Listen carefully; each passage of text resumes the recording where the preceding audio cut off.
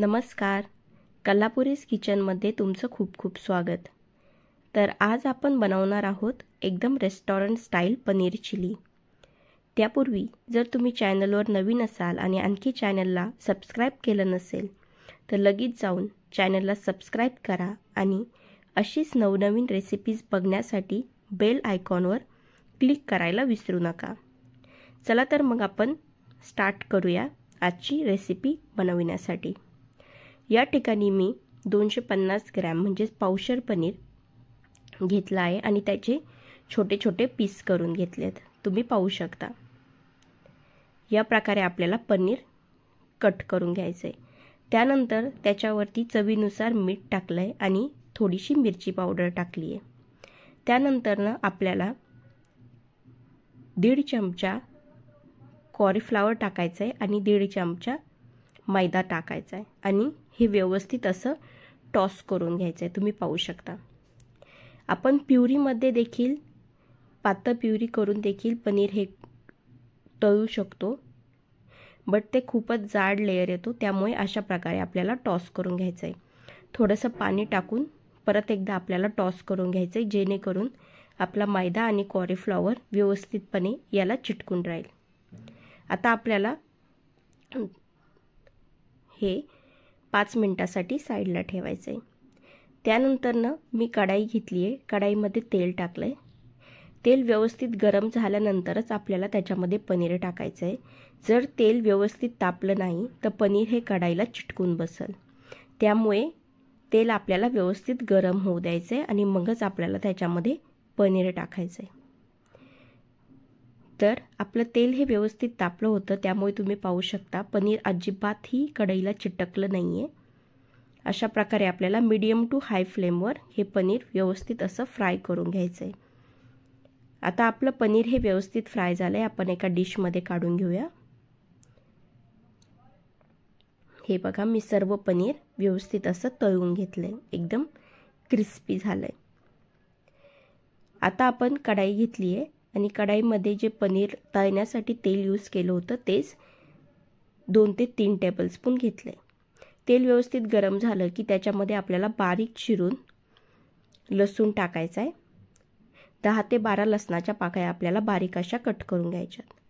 इथून पुढची सर्व प्रोसेस आपल्याला हाय फ्लेमवर करायची आहे, जेणेकरून स्मोकी फ्लेवर येईल। आता मी थोडासा पातीचा कांदा या ठिकाणी ॲड केलाय।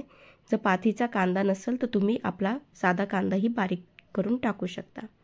या ठिकाणी मी 1.5 चमचा सोया सॉस ॲड केलाय आणि 1.5 चमचा रेड चिली सॉस आणि 1 चमचा टोमॅटो सॉस हे सगळं आपल्याला याच्यामध्ये ॲड करायचे।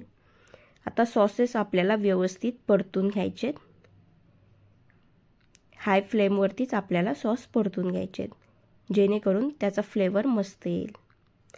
सॉसेस परतण्यासाठी आपल्याला याच्यामध्ये थोडंसं 2 ते 3 टेबलस्पून पाणी ॲड करायचे, तुम्ही पाहू शकता, जेणेकरून आपले सॉसेस व्यवस्थित परतले जातील। आता मी या ठिकाणी 2-3 मिनिटासाठी हे सॉस व्यवस्थित असे हाय फ्लेमवर परतून घेतलेत। हे बघा, या ठिकाणी मी सॉस व्यवस्थित असे परतून घेतलेत।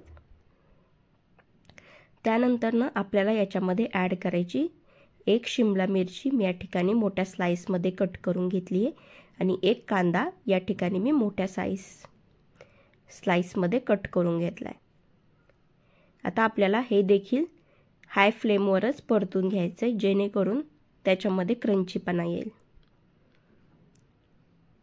व्यवस्थित असं परतून घेतलंय। त्यानंतर आपल्याला ॲड करायची आहे कांद्याची पात, आपल्याला बारीक अशी कट करून घ्यायची आणि थोडंसं मीठ ॲड करायचं आहे।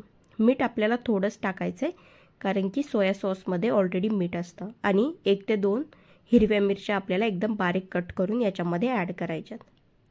आता आपल्याला हे सर्व व्यवस्थित मिक्स करून घ्यायचं आहे। त्यानंतर मी एका वाटीमध्ये अर्धा चमचा कॉलीफ्लॉवरची प्युरी बनवून घेतली होती आणि ती याच्यामध्ये ॲड करायची, जेणेकरून आपली जी ग्रेव्ही आहे त्याला छान अशी कन्सिस्टन्सी येईल। त्यानंतर एखादा मिनिटभर हाय फ्लेमवर परतून घेऊन त्याच्यामध्ये आपल्याला कांद्याची पात ॲड करायची आहे। आता आपल्याला एखादा मिनिटभर हे व्यवस्थित असं हाय फ्लेमवरच परतून घ्यायचं आहे. त्यानंतर आपण याच्यामध्ये ॲड करणार आहे आपलं फ्राय केलेलं पनीर.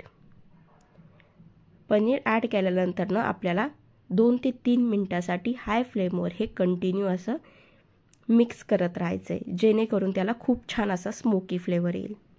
तर तुम्ही पाहू शकता खूप छान अशी हॉटेल स्टाईल याला टेक्स्चर आलं आहे आणि आपली पनीर चिली ही बनून एकदम रेडी आहे. चला तर मग आपण आता सर्व करूया. या ठिकाणी तुम्ही पाहू शकता आपली रेस्टॉरंट स्टाईल पनीर चिली बनून एकदम रेडी आहे. खूप सुंदर दिसतीये. जर तुम्हाला माझी ही रेसिपी आवडली असेल तर चॅनलला सबस्क्राईब करा, आपल्या फ्रेंड्ससोबत शेअर करा. थँक्यू.